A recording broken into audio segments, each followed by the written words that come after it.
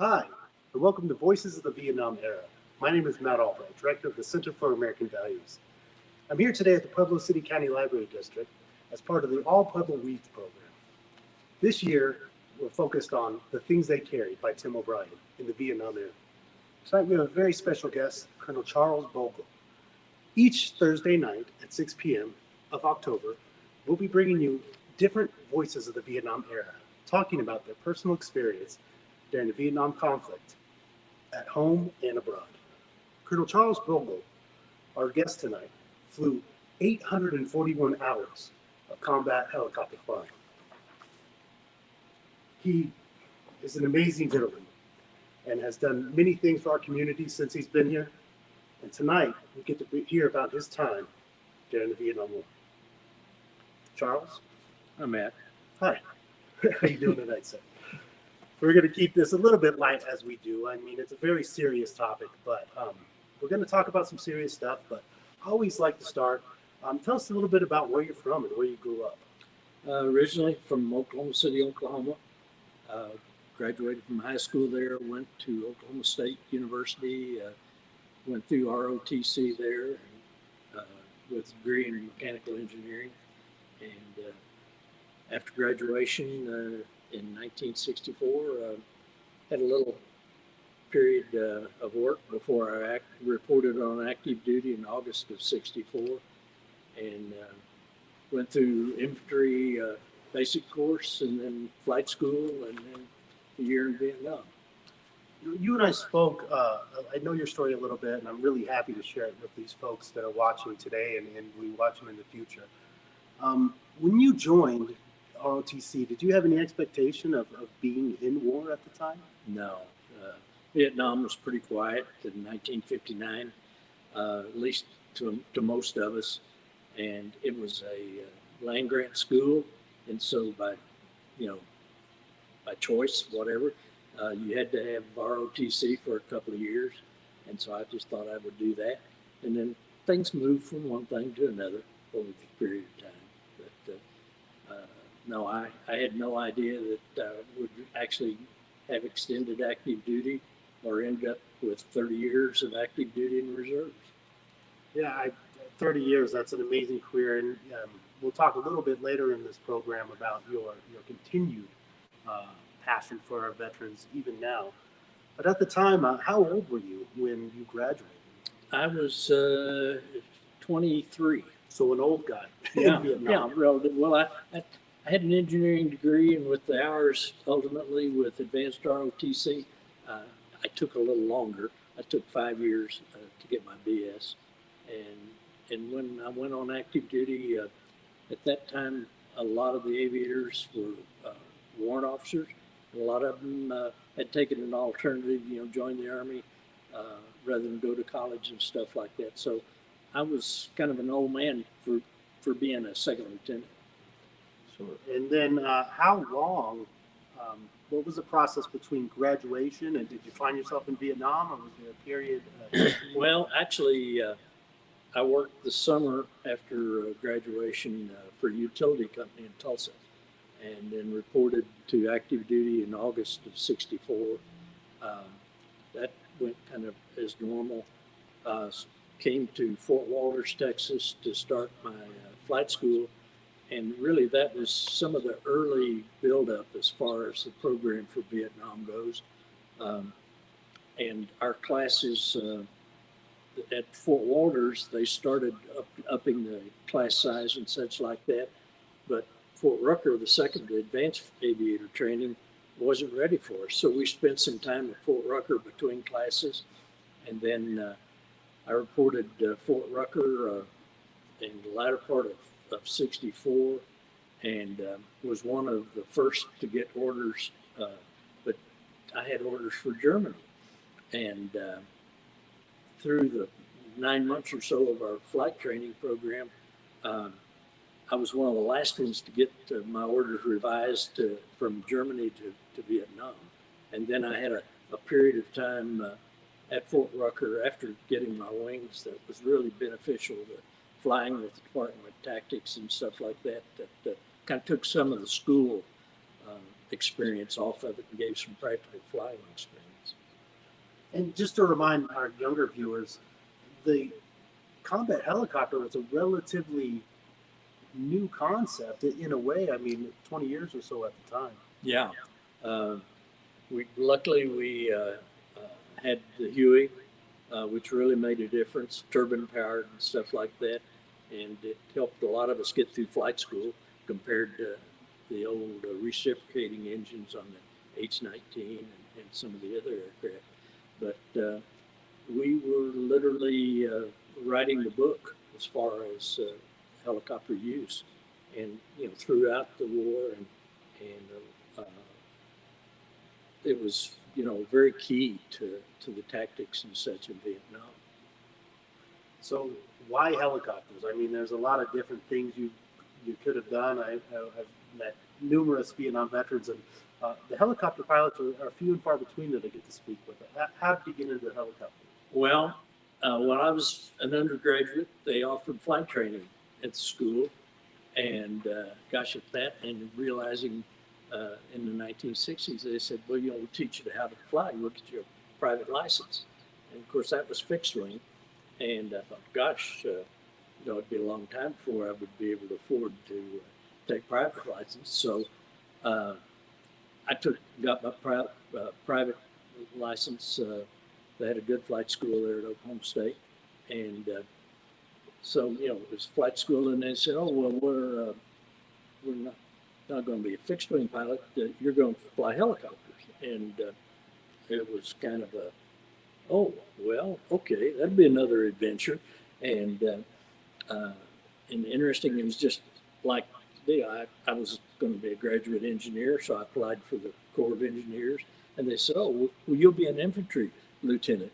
And I said, well, no, that was an incentive to get through flight school, because I knew what the alternatives were, if especially as Vietnam was becoming more active, that like I say, it was quite an incentive to get me through flight school. And of course, my comrades in infantry thought that we had it worse than they did, which was kind of a psychological warfare, that because we all thought we had a better job. So. Well, and then you told me a little aside previously about how initially you thought you were going Air Force. Yeah, going back after I graduated from high school, I went up to Stillwater and enrolled, and then went on wheat harvest for the summer, and came back late in the summer, and somebody said, well, you're going to go to college this fall. What courses are you going to take? And I said, amongst the others, it was, and I pulled out my enrollment slip, and this was the space age, and I was going to be an engineer and all. And I read the enrollment slip and said military science 111, and I said, that doesn't sound like Air Force. And so I called Stillwater, and they said, no, that's Army, basic ROTC. And I thought, well, 2 years, what difference does it make? And so that's where I got the Army instead of the Air Force. I tested for the academies. And of course, the Air Force Academy was pretty new back in that time frame. And for whatever reason, I said, well, I don't want to try that. I tried for West Point. Didn't get a nomination. And my family didn't have a whole lot of military experience. I had an uncle that was a cook in World War II, but other than that, that was about the experience we had. So it was, I guess my 30 years was in the military exposure was a lot of happenstance, and maybe sometimes luck, and sometimes just taking advantage of what might came up. It couldn't be called necessarily a managed career. But all in all, look backing on it, it was rewarding and varied. So I have no complaints. Well, in those 30 years, you did so much. But let's take it back to that first moment in country, in Vietnam. That young man, 23, 24 at the time, I think you told me. Can you tell us about that first impression of getting over there? Well, actually, the trick, there was another aviator that we met in San Francisco, and a fellow that had a little more experience than I did. And it took us several days just to get out of San Francisco because the flight was invariably postponed. And it seemed like every stop we made getting from San Francisco to Saigon, the airplane had something wrong with it. So it took us 4 or 5 days. It took quite a ways to make that transport. But the first night we were in country, we stayed in Saigon at the headquarters of the aviation battalion. And we didn't know it at the time, but there was a major battle going on. And so much of the staff was gone up forward to watch that. And so we were staying in quarters of people that were normally assigned there. And of course, first night in country was an experience in itself. In the middle of the night, the doors open and I hear people come back in because they were coming back in and they were getting ready to go to bed and stuff like that. And of course, we're laying there in bed half awake, wondering who are these people, and it didn't necessarily make us feel all that good as far as our first night in country, but we lived through it, obviously. So. And then when did you start seeing action? I know that generally they started the pilots on slicks or troop carriers, but you went right to gunships. We went in, actually the two of us that flew over together, we ended up in the same unit, and a little orientation and a test flight. And unexpectedly, after I took my test flight, they said, well, we're going to send you the Firebirds. That was the gun platoon, and which was kind of unusual. Like you said, generally you got in-country experience flying a slick, a troop carrier, and then later transition to the guns. And in fact, the other fellow did go into slicks. I was real lucky as far as in-country and learning the slicks is that I was in about the third group that had been in this unit, and we had some experienced pilots in there, and I benefited from 6 to 9 months of their experience when I got there. So yeah, I ended up flying gunships the full tour. To ask a completely novice, almost childlike question, were you nervous? Were you scared at first? Not initially, and generally the way things would happen when you got nervous was after you got back to the billets at night, and then you reflected back on what had happened during the day, and that was probably when you really thought about what had happened, maybe what didn't happen, such like that. But you know, it's a stimulus, such like that.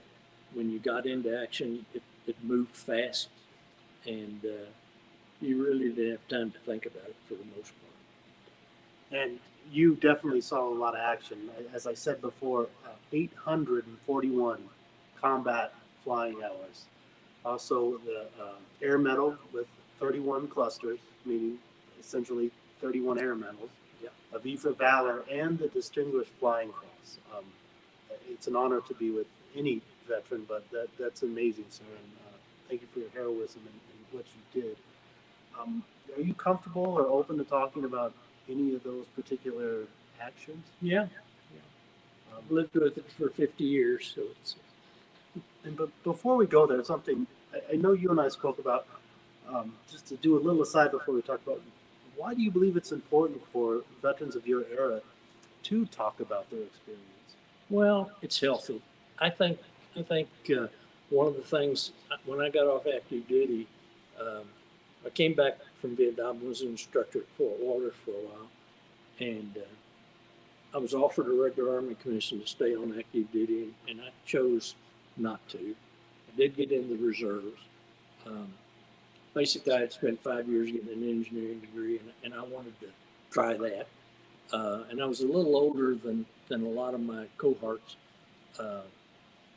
And I kind of reflected back that I really wondered, a lot of the classmates I'd had ultimately were killed in Vietnam. And being a little older than some, I was maybe a little more retrospective on my experience. And so I chose to get off active duty. I was offered a regular Army commission. And I'm not sure that I really understood the ramifications of that, but I did get into the reserves and actually flew for, 9 years in the reserves until I got promoted out of the flying slot. And it was kind of a go back because for many of those years, we had older aircraft in the reserves, but in the early 70s, we were the first unit that got Hueys in the reserves.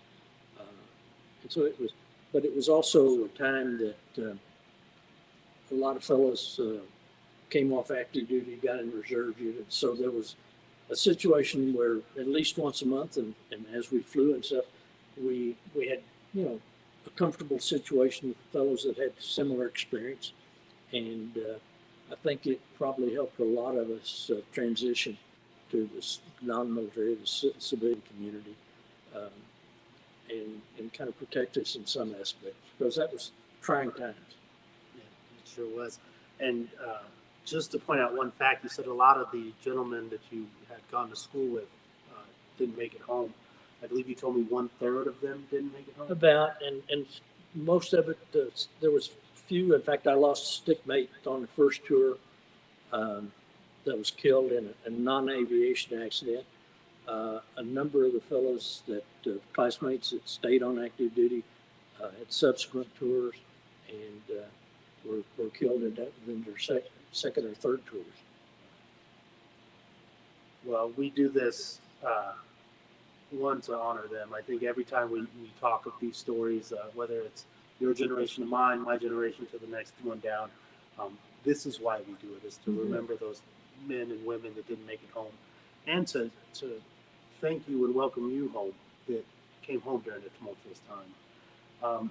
So as we said prior, do you mind telling a quick little story of one of the more harrowing experiences that sticks out in your mind? Well, and we didn't talk about this the other day. I didn't think about it, but I was on one mission that we took some fire, and one of them, it severed a hydraulic line on the aircraft, and that really restricted the controls, and had to come in and made a powered landing, but it was without hydraulics, which was something of a test.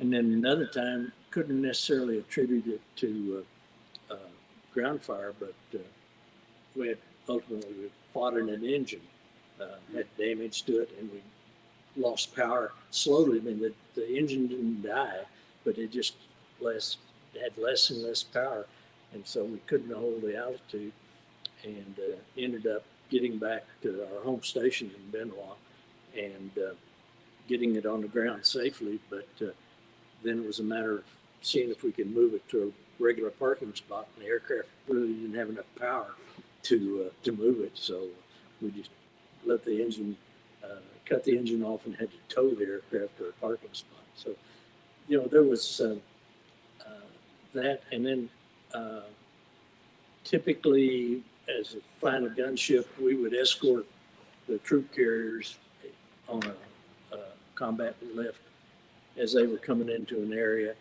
and we would go in and do suppressive fire as they were coming in, and then we would circle and circle. And in that time frame, sometimes if it was a hot LZ, it wasn't unusual. We'd call in for heavier support from the Air Force, but it might take some time before the Air Force would get there. And of course, we'd refuel, rearm, and come back and such like that. And that varied from one mission to the other, for that matter. But I was pretty lucky in that I never got a Purple Heart, which is one thing I didn't miss. But we did take some numerous rounds. But the Huey is very vulnerable or very survivable, really, from small arms fire. So. Well, thank you for sharing. One other thing, and this is kind of going to everyone out there to show the humility of many of our veterans. When I spoke with Colonel Bogel before this, and he talked about his Distinguished Flying Cross, he said, that was nothing. That was just the one they got written about. So it just really shows the humility. I want to move into something that I found very telling. We often hear through movies and in media how there was this big disconnect and chain of command in Vietnam, but you told me about a different story with the helicopter crews in the time you were there.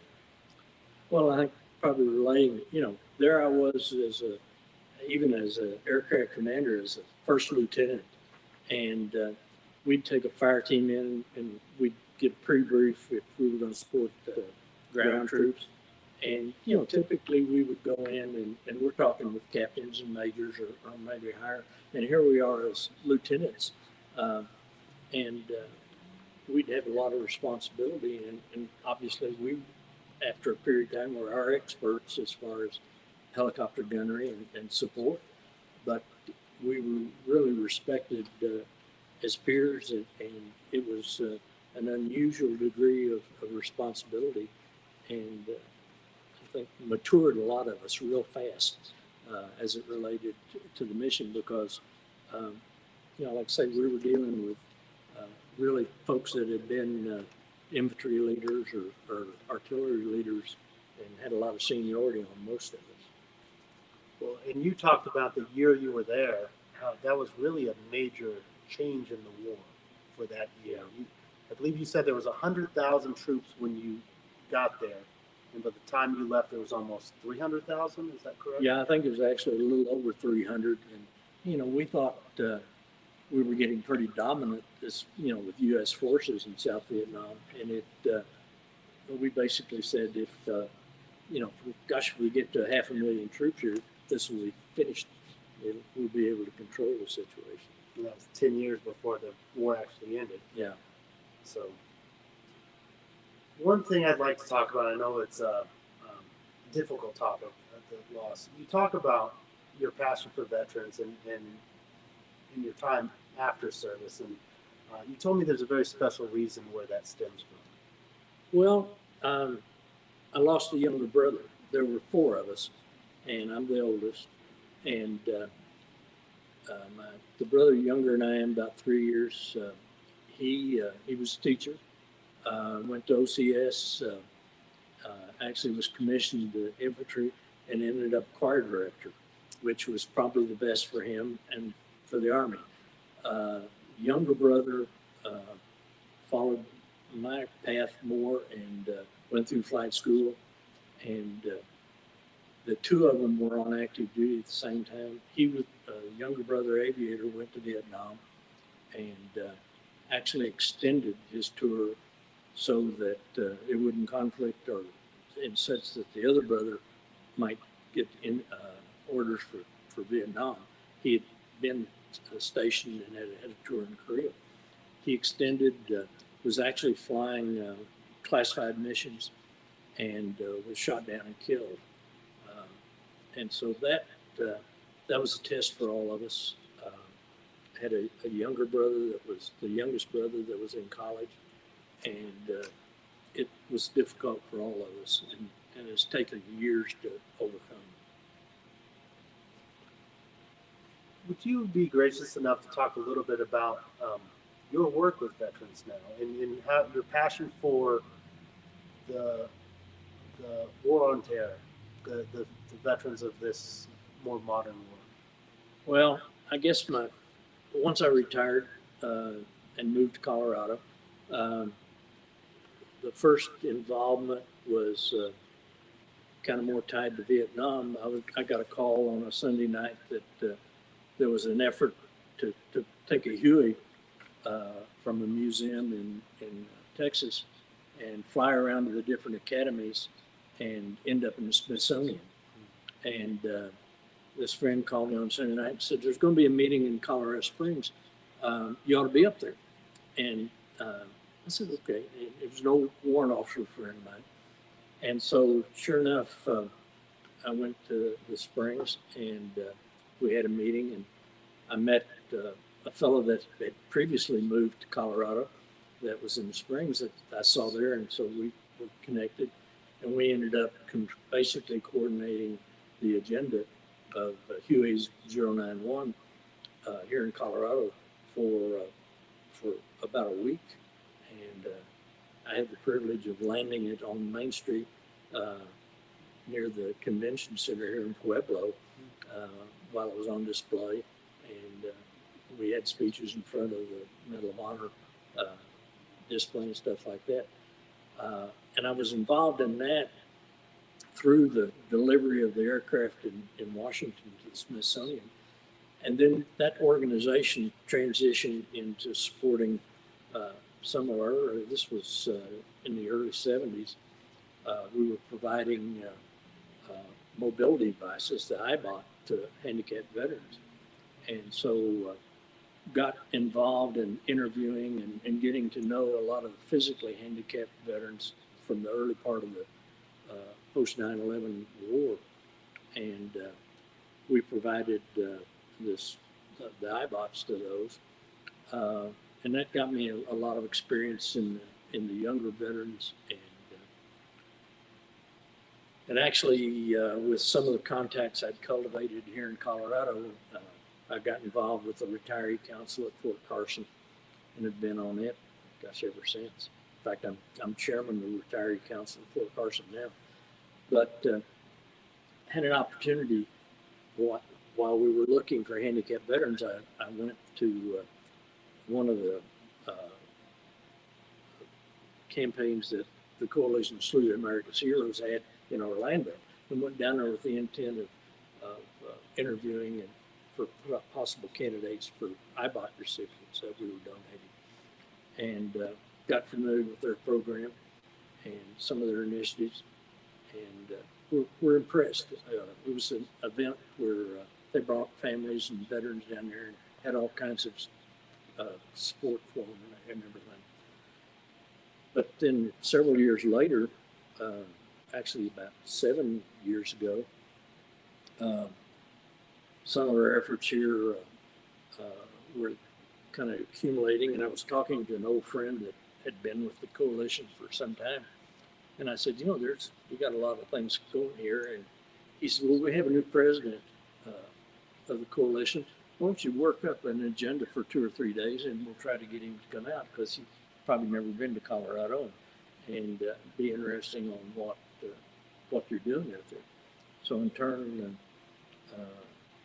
I organized that. We spent 3 days from Denver to Pueblo, visiting different venues, different veteran sports and stuff like that. And they were just starting what they call an ambassador program then. And I knew a fellow that I'd known from previous exercise that was in Texas. That was the first of their ambassadors.